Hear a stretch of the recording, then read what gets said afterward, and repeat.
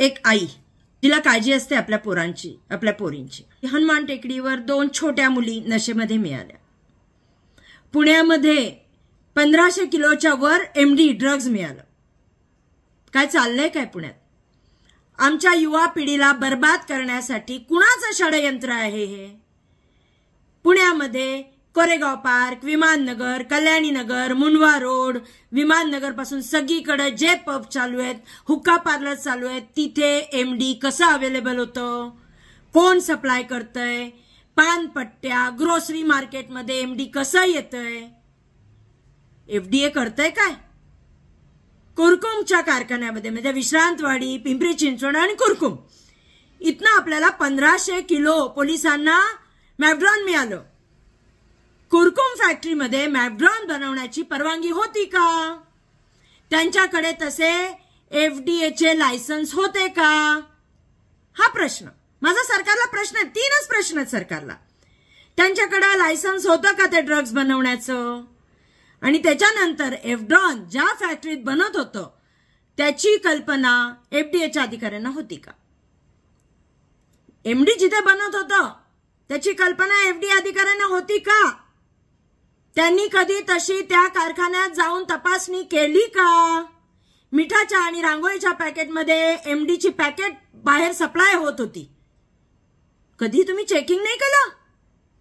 MIDC काय करत होती? कुरकुमची झोपली होती का ते MD पिऊन बसले होते?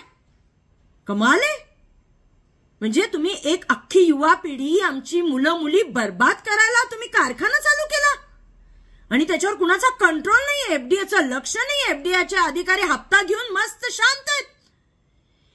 त्या कारखान्यातनं जे ड्रग्ज बाहेर निघत होते त्याचा टॅक्स किंवा त्याचा GST पण जात नव्हता. मग MIDC करत काय होती? FDAचे अधिकारी करत काय होते? 1500 किलो MD मिळतंय, ड्रग्ज मिळतंय. त्या FDA अधिकारी जे त्याच्यामध्ये दोषी आहेत त्यांच्यावर कारवाई झाली का? 2 दिवस झाले सगळं शांत. आमचे अभिनेते मराठी पिंटूभाई परदेशी यांनी त्या 2 मुलींचा व्हिडिओ काढला तर त्यांच्या विरुद्ध तक्रार. वाचवलं त्या मुलींनी. अर्ध्या रात्री त्यांच्याबरोबर काही कांड झालं असतं तर काय भयानक झालं असतं. त्या आईबापांवर काय गुजरली असती. लाज वाटली पाहिजे ना. आपण करतोय काय? आपण तरुण युवा युवतींसमोर वाढून काय देतोय? कोणाचा हात आहे, कोणाचा आशीर्वाद आहे तुमच्यावर? कोणीतरी निश्चित आहे, कुणाचा तरी आशीर्वाद आहे आणि त्याच्यामुळेच तुम्ही आमच्या मुलांना नशा पोचवताय. त्यांच्यामुळेच आमच्या मुलांपर्यंत MD पोचतंय. परंतु आम्ही हे होऊ देणार नाही. आमच्या मुलांना नशेच्या जाळ्यात जाऊ देणार नाही. जिथे जिथे MD मिळतंय, जिथे जिथे तिथे FDAच्या अधिकाऱ्यांनी गेलं पाहिजे.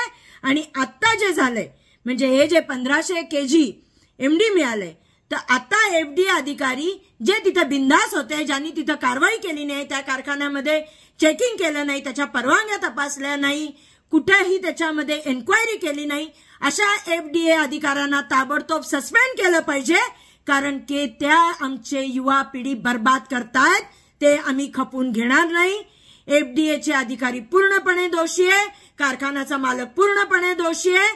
ते आमच्या मुलांना बर्बाद करू इच्छितात आणि ह्या दोघांवर ज्या राजकीय माणसाचा किंवा ज्या कोणाचा हात असेल त्याच्यावरही कारवाई झाली पाहिजे. हीच माझी नम्र विनंती आहे. आणि जर तुम्ही कारवाई करत नसेल तर आम्ही सर्व या रस्त्यावर उतरू आणि आमच्या मुलांचं संरक्षण आमच्या पद्धतीने हात जोडून नाही तर हात सोडून काम करू. जय हिंद, जय महाराष्ट्र, जय पुणे.